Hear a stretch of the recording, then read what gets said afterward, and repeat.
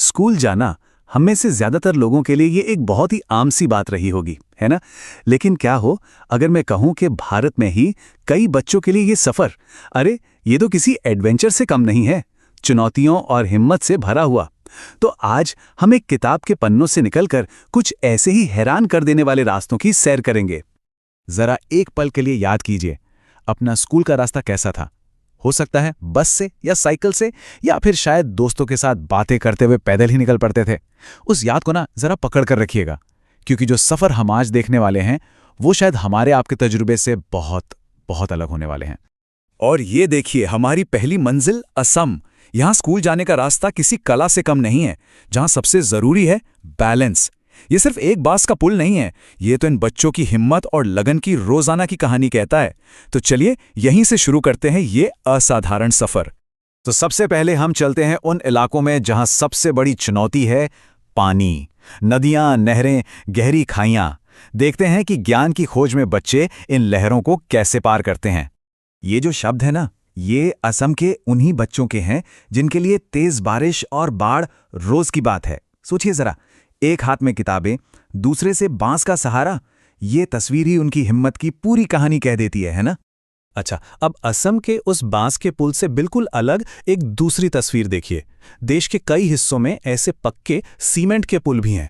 यह हमें दिखाता है कि एक ही देश में स्कूल जाने के रास्ते कितने अलग हो सकते हैं और कैसे वहां के हालात बच्चों के सफर को तय करते हैं। तो फर्क क्या है इन दोनों पुलों में? देखिए, एक तरफ है बांस और रस्सी से बना एक काम चलाओ रास्ता, जिस पर हर कदम पर संतुलन साधना पड़ता है, और दूसरी तरफ है सीमेंट और लोहे से बना पक्का पुल, जो एकदम महफूज है।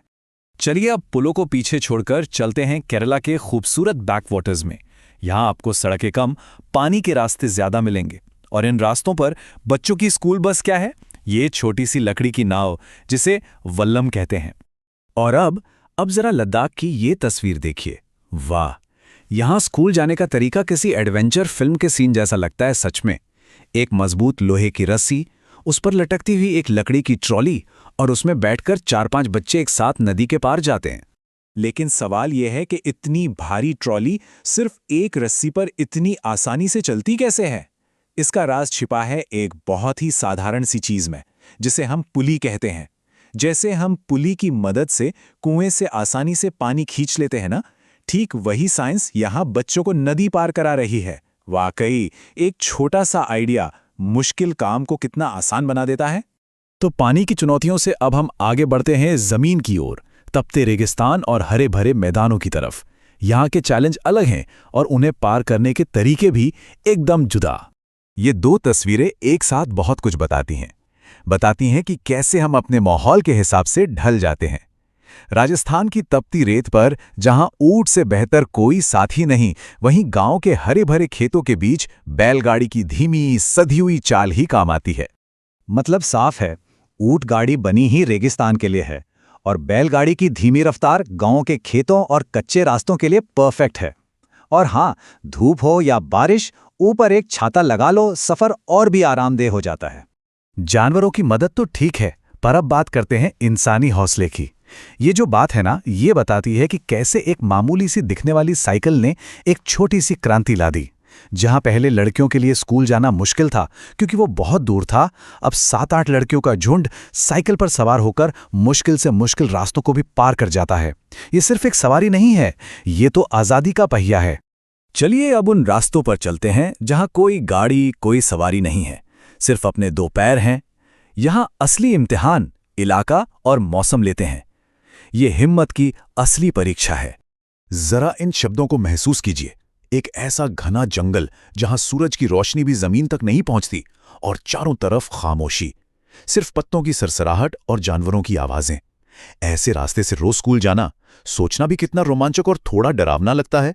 जंगल के उस घने अंधेरे और हरियाली से निकलकर अब हम पहुंच गए हैं उत्तरी पहाड़ियों की बर्फीली सफेदी में।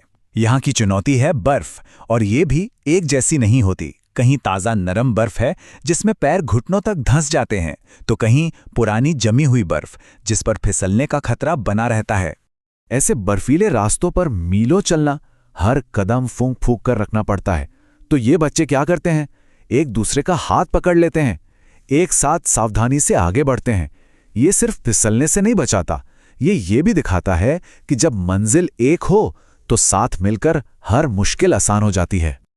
और हमारी इस यात्रा की आखिरी चुनौती उत्तराखंड के ये पथरीले, ऊबड़-खाबड़ पहाड़ी रास्ते।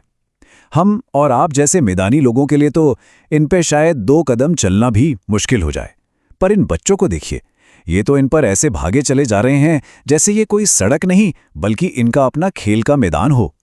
तो हमने इतने सारे रास्ते देखे, बांस के पुल, ट्रॉली, ऊंट गाड़ी, बर्फीले पहाड़, सब कितने अलग अलग थे, पर इन सब में एक बात कॉमन क्या थी? वो क्या चीज है जो इन सभी कहानियों को एक साथ जोड़ती है? वो है पढ़ाई का कुछ सीखने का जुनून। और ये लाइन सब कुछ बयां कर देती है। रास्ते में चाहे घना जंगल हो, खेत हो, पहाड़ हो या बर्फ, हम स्कूल पहुंच ही जाते हैं। ये सिर्फ कुछ शब्द नहीं है, ये उन लाखों बच्चों के मजबूत इरादों की गूंज है जो हर रोज हर मुश्किल को हराकर अपनी मंजिल तक पहुंचते हैं।